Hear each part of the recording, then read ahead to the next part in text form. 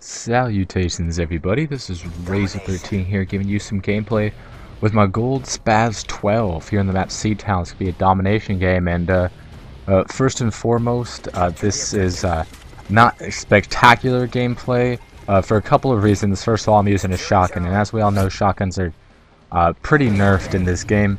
And my team was just terrible. It was just a public lobby. I have no idea what happened to that kill feed right there. It looks like the enemy team like all died or something. But my teammates just randoms in a pub lobby, and they were quitting out and all this stuff. So we do end up losing the game by a rather lengthy margin. So you should take that into consideration. I'm also playing the objective, which is, you know, what I always like to do, whether I'm shotgunning or not. And using the good old SPAS-12 here, gold camo, extended mags, and the damage proficiency. This is really the only way to use the SPAS-12. If you don't know, extended mags, not only does it give you extra ammunition so you don't have to reload as much, but it also increases your pellet input. And I don't know why it does this, if it's like a glitch or something, but it's awesome because it helps out shotgunners. But the extended mags increases the amount of pellets that you put out per shot. So instead of the regular 8 pellets that are fired from SPAS-12, I think it's like a 50% increase, so it shoots 12, I believe, 12 pellets. Maybe it's 10, I'm not remember, but it shoots out more pellets, which deals out more damage and increases the lethality of this weapon, and makes it actually usable. It turned on. And with the extended mags, you don't have to reload as much, and so when you're in the spawn, you don't have to worry about, you know, missing a couple of shots and reloading and all that. But my perk setup here is sleight of hand, quick draw, and steady aim, all pro. My normal shotgun setup that I use for pretty much all shotguns. Sleight of hand for the quicker switching to my secondary.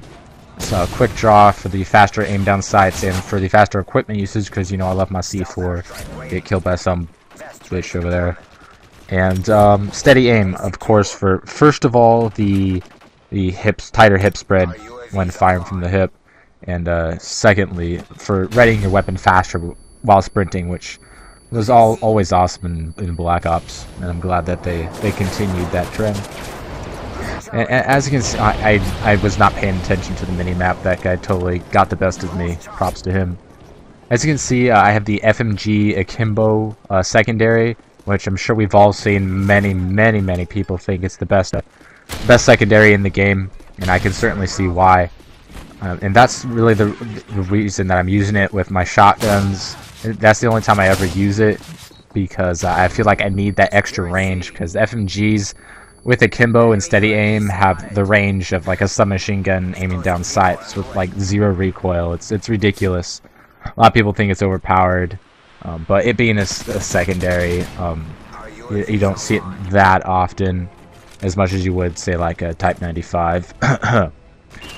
But I switch up to those Akimbo weapons if I know that my Spatch is totally outmatched at range.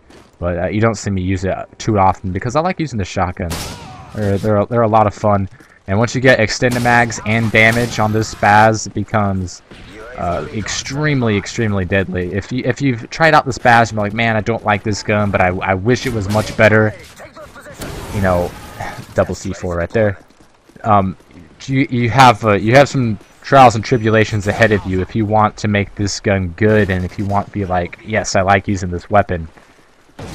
You're gonna have to go through difficulties and getting, you know, around, you know, was it like 800 kills to 1,000 kills before you have enough experience with the weapon in order to unlock the damage proficiency.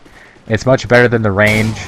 Some people think that statistically the range is better because you have a more one-shot kill hip spread potential, but the damage will get you more kills overall, absolutely.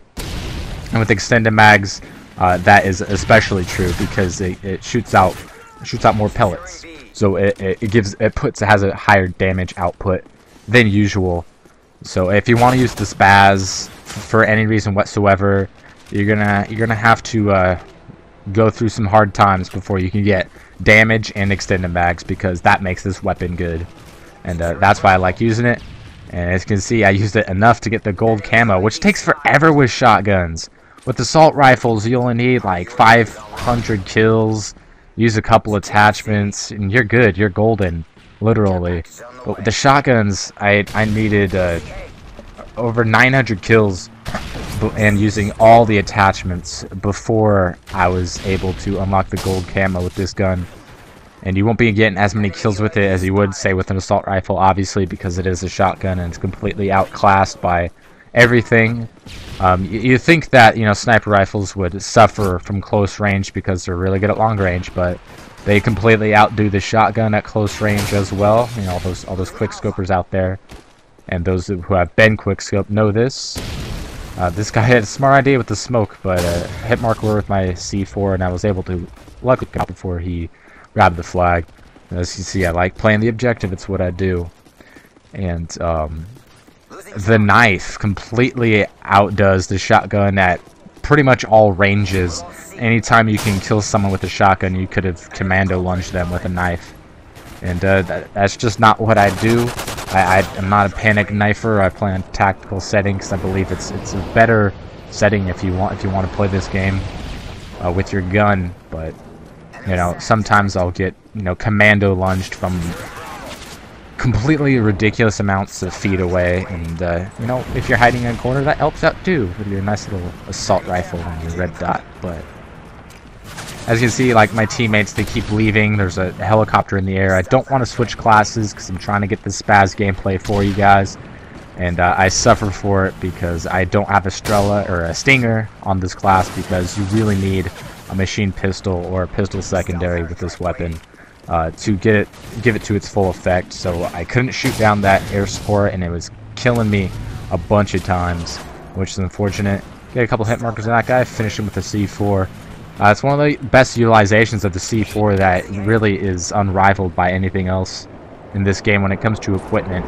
You get some hit markers on someone and they're around the corner, but within a decent vicinity, check the C4 around the corner, double tap X or square if you're on PlayStation 3, and you'll be able to get that kill every time, even if they have blast shield, because blast shield sucks in this game. And if you have a couple hit markers on them already, it doesn't matter very much that they have high shield whatsoever, because C4 will finish them off.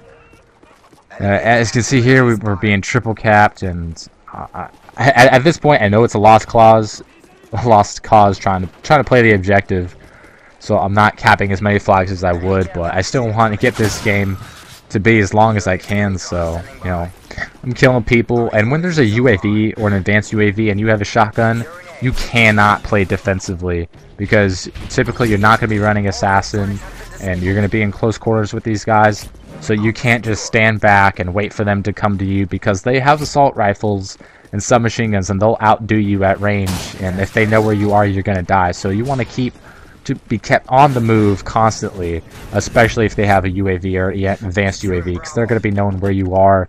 But if you're sprinting, they're going to have more trouble pinpointing your exact direction, and you'll be running into them more often, with engagements more in your advantage than they would be if you were playing more defensively. So keep rushing, keep running, keep that steady aim pro going, and you'll be able to get a couple kills. As you can see a couple times, some of these guys know where I'm going to be coming from, but I'm sprinting, I have steady aim and a shotgun, and I'm able to get to them for at least a couple times. We have a cap A flag there at the end, but it is too little too late, and we lose by a rather large margin. But I thought this gameplay gave you a real good impression of what the SPAS-12 is capable of, and of course with the gold camo, it looks sexy as hell.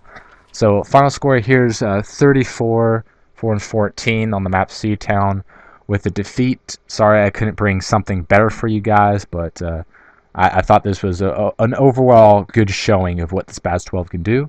Hope you guys enjoyed the video. Be sure to leave your comments below, and I'll see you next time.